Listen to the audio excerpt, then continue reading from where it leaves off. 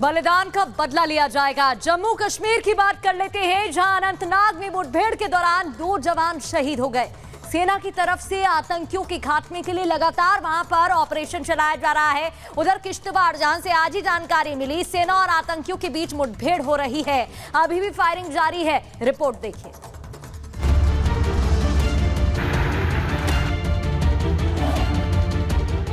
जम्मू कश्मीर में आतंकी और पाकिस्तान में बैठे उनके आका वही गलती दोहरा रहे हैं जो उन्होंने उरी और पुलवामा में हमला कर की थी। तब सेना ने उरी और पुलवामा का बदला जिस अंदाज में लिया था, उससे पूरा आतंकिस्तान थर्रा गया था। अब एक बार फिर आतंकिस्तान अपना फन उठा रहा है। जम्मू कश्मीर और अलग अलग इलाकों में हमले कर एक बार फिर सेना को चुनौती दे रहा है। अनंतनाग में ऐसे ही आतंकी हमले के फिराक में छिपे आतंकियों और सेना के बीच मुठभेड़ हो गई। इस दौरान सेना के 2 जवान शहीद हो गए। इस हमले में एक स्थानीय नागरिक की भी जान गई है। वही वो पहाड़ी है जिस पहाड़ी पर इस वक्त लगातार एनकाउंटर जो है वो जारी है। सेना के तमाम जवान जो है वो इस वक्त इस स्पॉट पर पहुंच रहे हैं और कोशिश यही है कि जल्द से जल्द इस ऑपरेशन को खत्म करके उन आतंकियों को उनके अंजाम तक पहुंचाया जा सके। चुनौतियां बहुत है क्योंकि बारिश भी हल्की हल्की हो रही है और कल देर रात इस ऑपरेशन को जब रोका गया तो अंधेरे की वजह से इस ऑपरेशन को रोकना पड़ा, लेकिन आज सुबह से ही इस इलाके में बारिश के बीच ये लगातार ऑपरेशन जो है वो जारी है। इसके ठीक पीछे पीर पंजाल और उसके पीछे किश्तवाड़ की वो पहाड़ी जहां पर दूसरा एनकाउंटर जो है वो भी सेना और आतंकियों के बीच इस वक्त चल रहा है।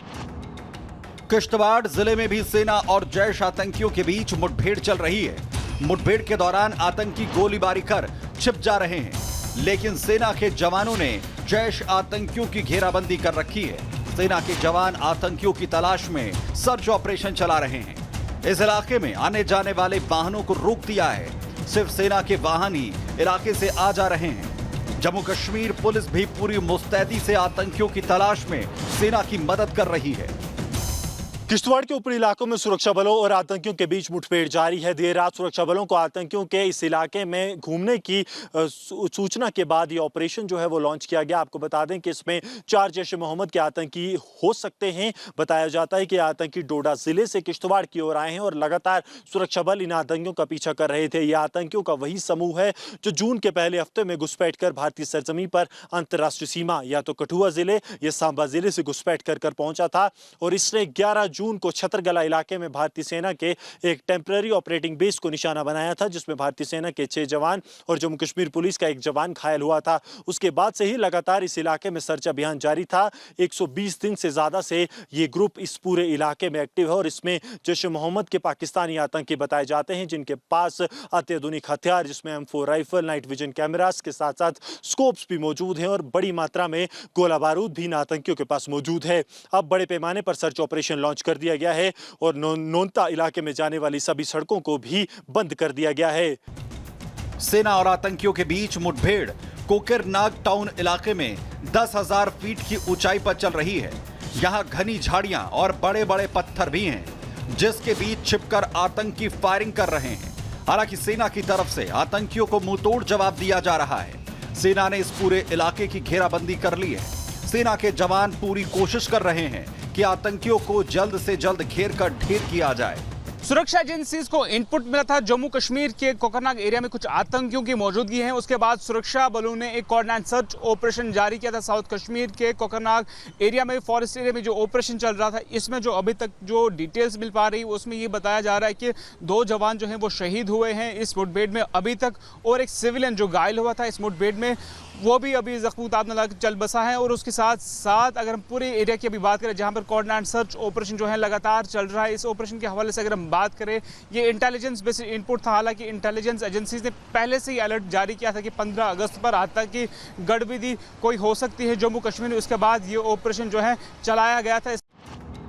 जम्मू कश्मीर में हाल ही के दिनों में आतंकी गतिविधियां बढ़ी हैं। घाटी में आतंकियों ने एक-एक कर कई हमले किए हैं, जिनमें सेना के जवानों की शहादत भी हुई है। ऐसे में देखने वाली बात यह है कि सरकार इन आतंकियों को रोकने के लिए इनका परमानेंट इलाज आखिर कब करती है। Bureau report, republic Bharat.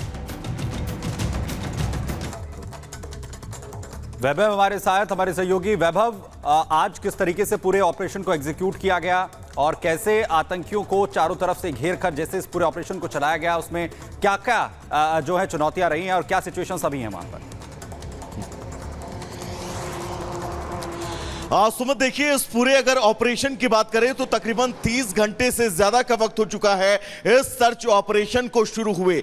आज रात में क्योंकि लाइटिंग इक्विपमेंट भी सेना के जवान जो है वो आज पहाड़ियों पर लेकर गए हैं, तो ये तय है आज रात में भी ये सर्च ऑपरेशन लगातार जारी रहेगा, क्योंकि कल रात में सुमित हमने देखा था कि लाइटिंग इक्विपमेंट जो है उनकी कुछ कमियां थी, जिसके चलते देर रात इस सर्च ऑपरेशन को कुछ घंटों के लिए रोकना पड़ा था और सुबह बारिश की वजह से इस सर्च ऑपरेशन में खलल जरूर पड़ी थी। लेकिन अब आगे कोई चुनौतियां ना हो, क्योंकि ये जो पूरा एरिया है इस एरिया को चारों तरफ से इस वक्त सुरक्षा बलों ने घेर रखा है, निकलने का कोई रास्ता नहीं है। और चुनौती वही है जिस चुनौती का हम जिक्र कर रहे हैं कि वहां पर सघन जंगल है, ऐसे में उस जंगल में सर्च ऑपरेशन करके उन तमाम मिलिटेंट्स तक पहुंचना ये अपने आप में बड़ी चुनौती जरूर है। लेकिन आज देर शाम एक सेना को लीड्स तब मिली जब बताया जा रहा था कि उन आतंकियों की कुछ गतिविधियों का जो है वो पता चला है, जिसके बाद उस इलाके में भी सेना जो है वो पहुंचती है और सर्च ऑपरेशन को आगे बढ़ाती है।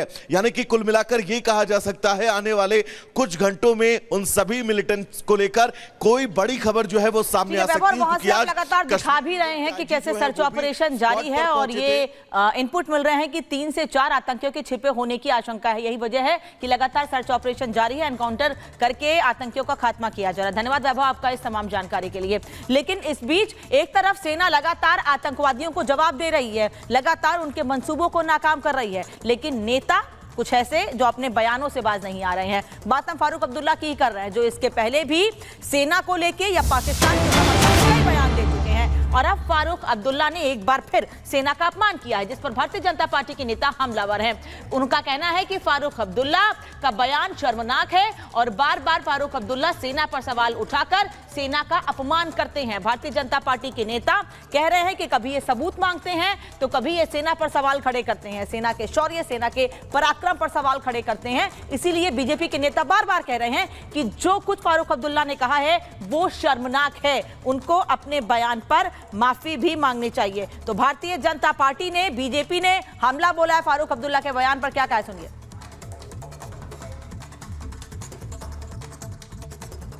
आज फारूक अब्दुल्ला का जिस प्रकार से बयान आया है बड़ा निंदाजनक है और बड़ा शर्मनाक है।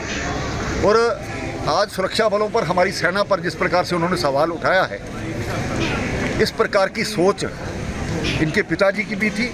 जब पाकिस्तान सेना का समर्थन किया गया 1997